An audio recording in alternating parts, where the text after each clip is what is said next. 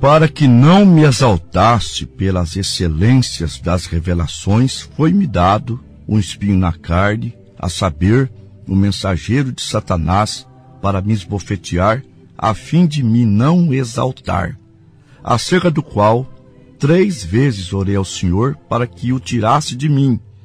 E disse-me: a minha graça te basta, porque o meu poder se aperfeiçoa na fraqueza.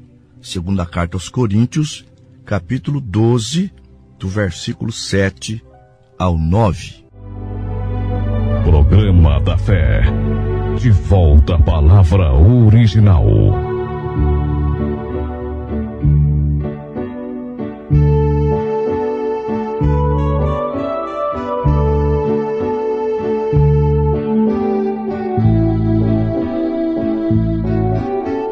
Graça e paz vos sejam multiplicadas em nome do Senhor Jesus Cristo. O tema de hoje é perfeita força por perfeita debilidade. Ouvintes, nós vamos apanhar a figura de Moisés para termos uma linha através da qual seremos grandemente abençoados e passamos a entender mais a Deus. A leitura base fala do apóstolo Paulo. Ali não fala tipo de problema que ele tinha, mas ele estava na condição que Deus queria. Deus permitiu um espinho na carne para que ele não se exaltasse, porque Deus opera na humildade. Moisés, vamos focalizar sua história. Primeira etapa da sua vida foi mamando no seio de sua mãe, às escondidas, porque Faraó procurava matá-lo. Sua mãe viu que era um bebê especial, não podendo mais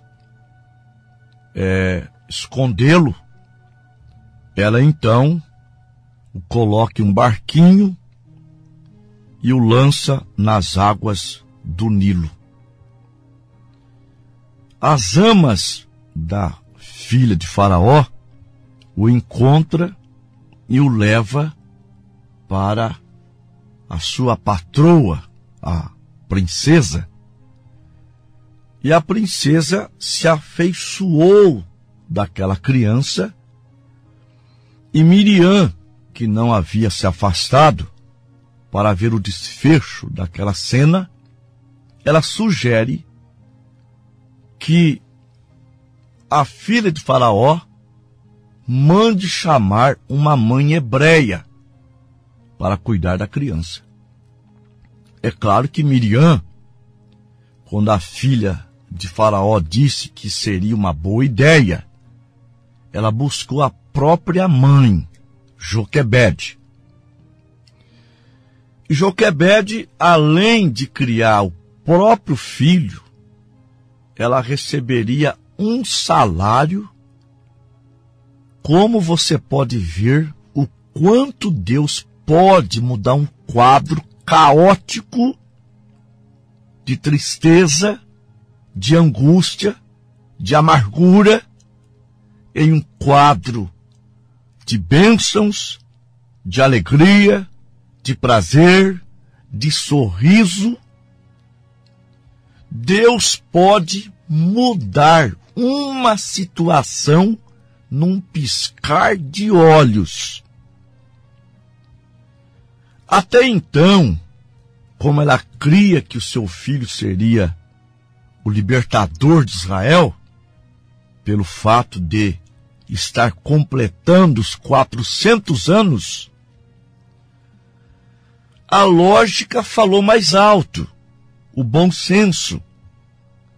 Ele voltando para o Egito, para os braços da filha de Faraó, ali ele crescerá, será o próximo Faraó, ou no mínimo uma pessoa de poder importante, e aí sim eu ensinei ele que aquele povo escravo é sangue dele, e ele vai libertar o nosso povo. Mas não é assim que Deus opera. Deus nunca levanta um homem capacitado para ele usar. É Deus que o capacita. Por isso que teologia, estudo, o fulano é o doutor na Bíblia, é o doutor em divindade, é o doutor em paractologia, é o doutor em escatologia, e assim vai. Esses diplomas de parede, para Deus, não vale absolutamente nada. Deus não quer homens cheios para ele usar. Deus quer homens vazios para ele encher. Deus quer homens sem capacidade para ele capacitar.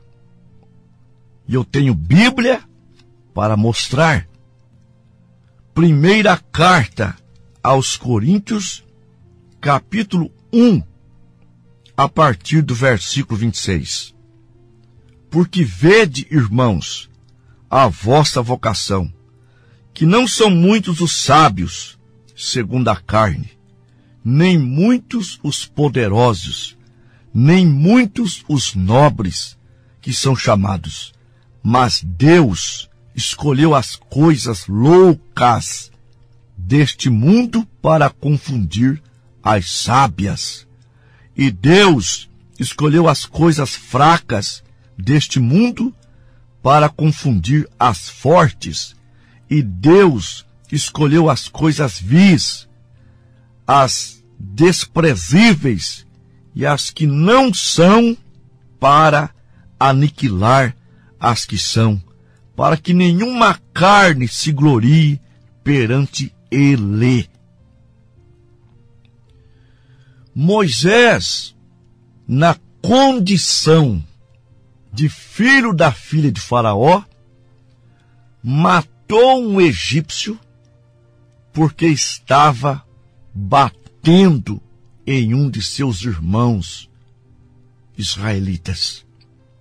Escondeu o egípcio na areia e mais tarde ele fica sabendo que o que ele fez foi descoberto. E temendo uma reação de Faraó, ele foge para o deserto. Ele já tinha 40 anos de idade. Um homem treinado na sabedoria egípcia, treinado na parte militar, treinado para ser um grande no Egito. Talvez até o próximo Faraó estava fugindo. Isso ali era plano de Deus. As pessoas, quando chega na época de política, eles vão para as igrejas com as falsas promessas de defender o povo de Deus, e os púlpitos das igrejas recebem esses homens que não são chamados. Púlpito é coisa sagrada. Púlpito não pode ser lugares em que qualquer pessoa sobe e se torna palanques de política com essa promessa. Nós vamos defender a parte evangélica lá no Senado, lá na Câmara do Vereador, lá na Câmara dos Deputados, e assim vai. Nos nossos púlpitos políticos não falam nada. No nosso púlpito só sobe homens de Deus. Mas vamos provar que Deus não age dessa forma. Quando Moisés já estava com 80 anos, 40 anos se enchendo no Egito, 40 anos no deserto se esvaziando do que ele recebeu no Egito, fracassado, Deus aparece para ele e o comissiona. Quando Deus o comissiona, ele recua. Êxodo capítulo 4, a partir do versículo 10. Então Moisés disse ao Senhor: Ah, meu Senhor, eu não sou homem eloquente, nem de ontem, nem de anteontem, nem ainda desde que tens falado ao teu servo, porque sou pesado de boca, pesado de língua. E disse-lhe o Senhor: Quem fez a boca do homem? Ou quem fez o mudo? Ou surdo? Ou que vê? Ou cego? Não sou eu o Senhor?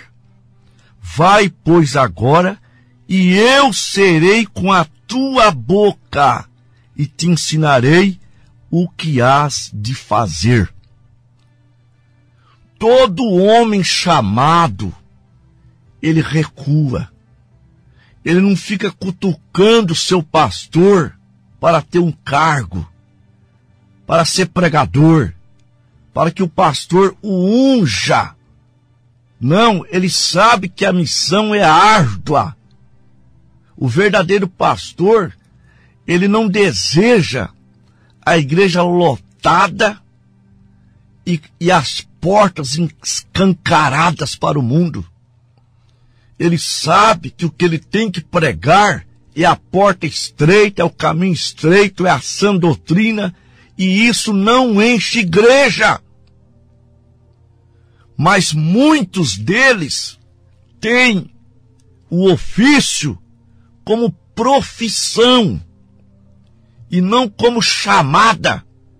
Portanto, escancara a porta da igreja, contando que o povo pague dízimo e oferta, e mais oferta, e oferta para isso, oferta para aquilo, e oferta para outra coisa, e vão se enriquecendo e levando o povo para o buraco.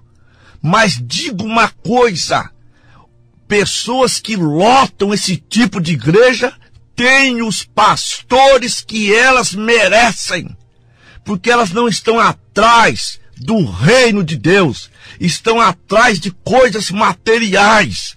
E o Filho de Deus verdadeiro, ele obedece. São Mateus 6,33. Mas buscai primeiro o reino de Deus e a sua justiça, e as demais coisas vos serão acrescentadas.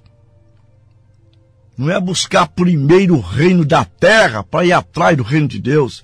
É o reino de Deus na frente.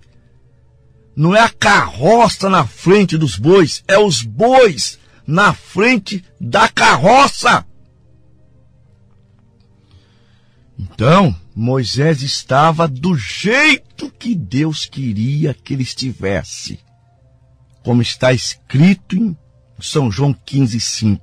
Sem mim, nada podeis fazer. Ele estava fraco. Ele estava débil. Mas aí então, ele podia ser forte. Sim.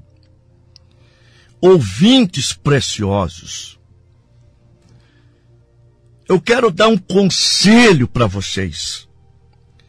Em qualquer tempo que você for derrotado, e se der conta que está derrotado, então volte e se humilhe perante Deus. Ponha-se fraco, Descubra que é humano e não há nada que suas intelectualidades, habilidades naturais possa fazer por você. Você simplesmente se torna um instrumento. Certamente devemos ser instrumentos de Deus. Deus é que tem que nos usar, não nós usarmos a Deus. Você tem então que sair do caminho. Sim, sai do caminho. Moisés aprendeu. Ele aprendeu muito bem a fraqueza humana. Ele aprendeu muito bem, até quando Deus o chamou. E ele tinha 7 fraquezas. Sim. Ele se tornou tão fraco que apresentou 7 fraquezas. A primeira fraqueza foi a falta de uma mensagem. A segunda fraqueza foi a falta de autoridade. A terceira fraqueza foi a falta de eloquência. A quarta fraqueza foi a adaptação. A quinta foi o sucesso. A sexta foi a aceitação. E a sétima era pior. Ele não tinha nenhum exército para entrar no Egito e arrancar Israel de lá. Como que um homem pode, então, aceitar uma comissão daquela? É claro que ele fugiria. Mas Deus disse, eu serei contigo. Agora, Moisés, você tentou uma vez, matando um egípcio. Você falhou, porque você tentou usar suas habilidades. Agora, você está totalmente vazio. Demorei 40 anos para te esvaziar. Demorei 40 anos para pôr na tua cabeça que sem mim você não é capaz. Mas agora você vai. Agora sou eu. Agora é eu que estou na batalha. Agora é eu que sou contigo. Agora é o meu poder e não as suas habilidades. Foi assim com Gideão, com 300 homens para vencer um exército numeroso. Sansão não era musculoso como Hollywood o apresenta. A musculatura de Sansão era o poder de Deus. Sim, Davi, a armadura dele foi a unção do Espírito Santo que o capacitou. Ele venceu um leão, ele venceu um urso, ele venceu o gigante. Seu irmão Eliabe era maior do que ele. Quando Samuel chega ante os 7 filhos de Jessé, ele olha para Eliabe, o maior deles, e diz para Deus, eis que estou diante do teu ungido. Deus disse, Samuel, eu não vejo como o homem vê. O homem olha por fora, eu olho por dentro. Eu não olho tamanho, eu olho um coração que pode se render a mim e eu fazer deste homem, desta mulher, um instrumento em minhas mãos. E é assim que Deus quer fazer conosco nesta programação. Se renda a Deus. Diga, eu não posso mais sem o Senhor. Eu não vou mais lutar. Não. Eu vou deixar o Senhor lutar por mim. Eu vou entregar o meu caminho nas tuas mãos. Meus problemas nas tuas mãos. Essa doença na tua mão. E eu tenho certeza que o Senhor vai te dar vitória. Vai nos dar a vitória nesta hora. Vamos orar.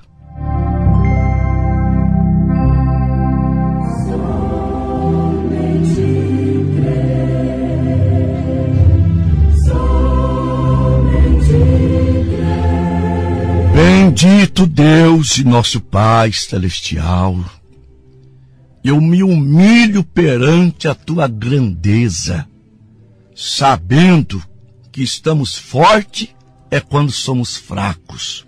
Meu Deus e Pai, há muitos irmãos ouvintes que já lutaram, batalharam, colocaram em tuas mãos, tiraram das tuas mãos, tentaram resolver por conta própria e não deram conta. Mas agora, Pai, eles estão querendo devolver a causa para ti, o problema para ti, lançar aos teus pés suas necessidades. Pai, entra em cena, muda esse quadro, muda essa história, Senhor. Em nome do Senhor Jesus Cristo, dê a cura para o doente, dê, Senhor, a alegria para o triste. Tire esse irmão, essa irmã, dessa depressão profunda que, se não for resolvida, Pai, pode se agravar. Mas eu creio na vitória, eu creio na bênção, em nome do Senhor Jesus. Amém.